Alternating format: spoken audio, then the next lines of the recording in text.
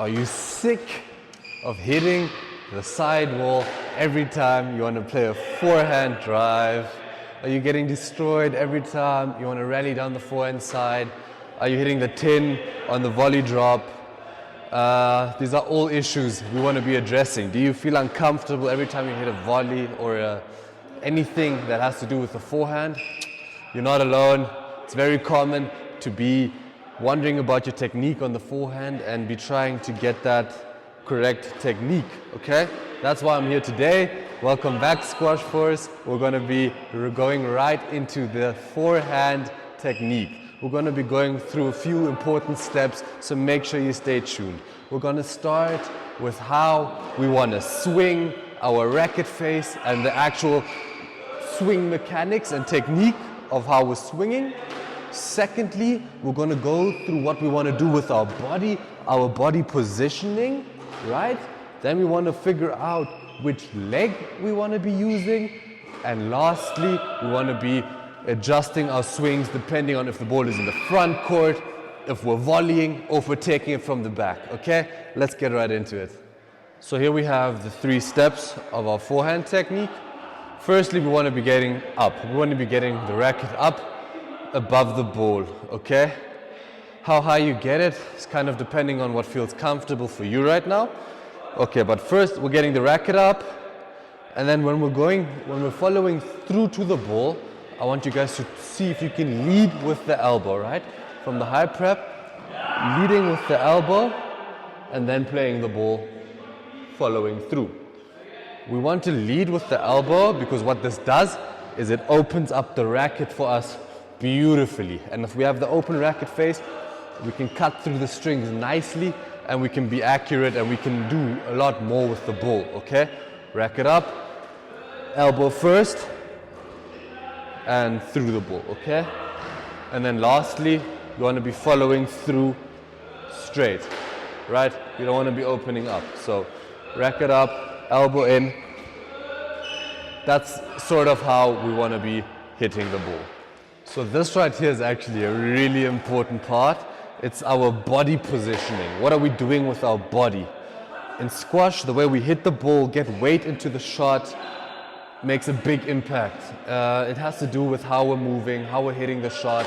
Okay, so you definitely want to be using your entire body. You don't just want to be hitting with your arm and your body to be a separate entity. You want it to be working together so that you can use the weight of your body to play your shot. All right? So the first thing that we want to do is we want to stay square, especially on this forehand, guys. I see a lot of amateur players and a lot of people hitting side wall first. So you're hitting front wall, side wall, balls popping out, and either you're giving a very loose shot away or you're even going to get a stroke against you, okay? So let's make sure that we're not touching the side wall whatsoever. If we're touching it, we want it to be in the back only. But if the ball is going in a straight line, there's a lot more pressure on your opponent, okay? So how do we do this? Right, we spoke about the follow through. We want to follow through straight, okay? So if we're following through straight, we're already doing a lot of things right. What we don't want is to open up here, okay? So if we're following through not straight, we're automatically going to open up. That's not what we want. We want our body to stay square with the side wall, okay? So once I'm done hitting the ball, I'm ending here, right? So I'm ending square and I'm keeping my head still. A lot of the time people hit their ball and they follow it with their head, and this is what opens you up. So that's not good. So try to keep your head still as well. The perfect tip for this, the one which I like that helps me do this easily, is dropping that left shoulder, okay? I feel like on the backhand this happens very easily, but on the forehand, if I'm dropping this shoulder, you can see I'm automatically getting my weight and my body into the shot, okay? So drop the shoulder, and this little tip is actually going to help a lot and make you guys be in the shot and just hit that thing nicely, accurately, keep it straight, and don't open up the court. So now we're going to talk about what swing we're using where on the court. So if we're in the back court, we want that swing higher because we need more power to get the ball to the back. So in the back it's okay to get the high swing and also rotate around a bit. to get momentum into the ball, okay? So when you're coming to the back, make sure you're rotating a bit, so you're getting body weight into the shot. When you're in the back, like I said, it's okay to have a bit of a higher preparation. Now we're going forward to see what we do in those corners.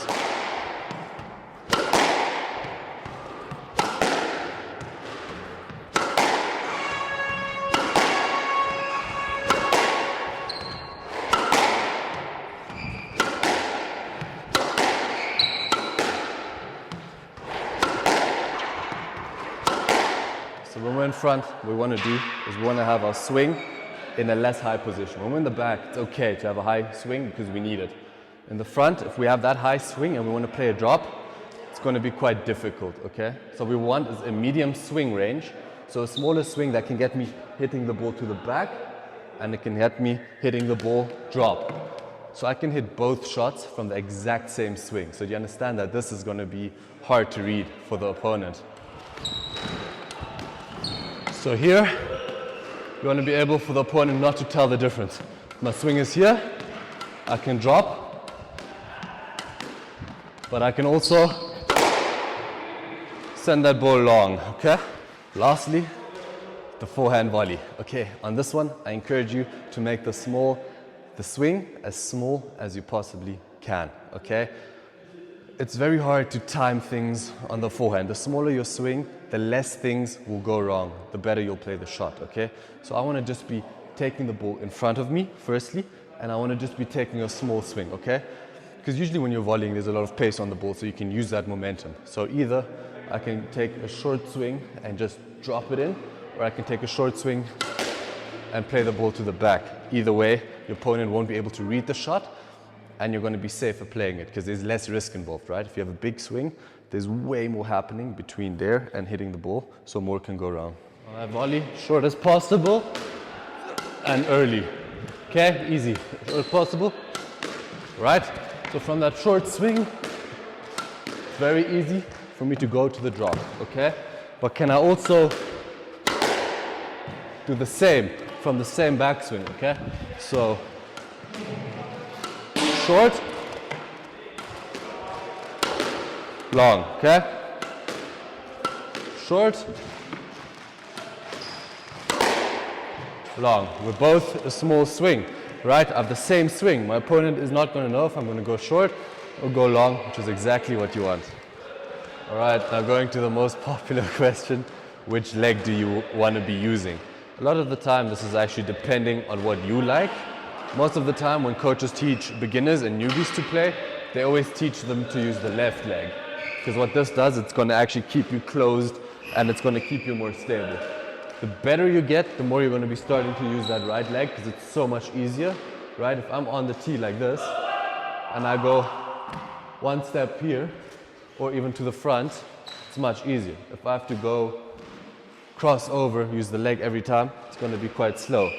So if you're a beginner, newbie, I think this is a good way to start. Starting to hit the shot nicely, but the better you get, I would start recommending using the right leg because it's just much faster, okay? If you look at the pros, all of them use the right leg, especially going into the front because it's way easier to open up and extend right from here, from this hip forward, than coming across and extending here, okay? So make sure you play with this, but the better you get, I would encourage you using that open stance right hand. Just make sure you're staying closed. Thank you so much for tuning in, guys. Hope you enjoyed this video on the forehand technique. Let me know if there's anything you guys want me to do next. Yes, if you could, please drop a like on the video, subscribe to my channel. It always helps a lot. Yeah, until next time.